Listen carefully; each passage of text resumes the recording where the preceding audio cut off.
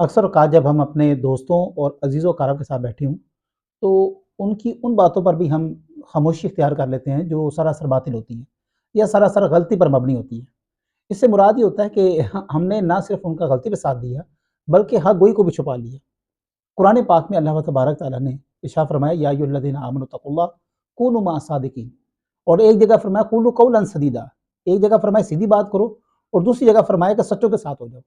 यानी कि इस वक़्त की असर हाज़िर की सबसे बड़ी जो नेकी है, वो हक़ गोई है, सीधी बात करना है, सच्ची बात करना है, हक़ के साथ खड़े होना है।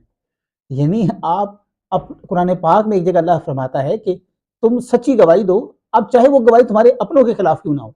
लेकिन हमारे यहाँ ट्रेंड ये बन चुका है, ये पैटर्न ये चल रहा है कि दोस्त की इज़्ज़त बचाने के चक्कर में हम ना सिर्फ़ हक़ को छुपा देते हैं, बल्कि झूठ का भी साथ देते हैं। और हज़रत अली शेर खुदा का वो बड़ा खूबसूरत एक मक़ूला है, आपके उस कौल का मफ़हूम ये है कि मुझे हक़ गोई ने तन्हा कर दिया है। यानी कि ये बहुत मुश्किल होता है कि जो बंदा हक़ और सच के ऊपर बात कर रहा हो, उसके साथ उसी तरह उसके दोस्त व अक़ारिब जुड़े रहें।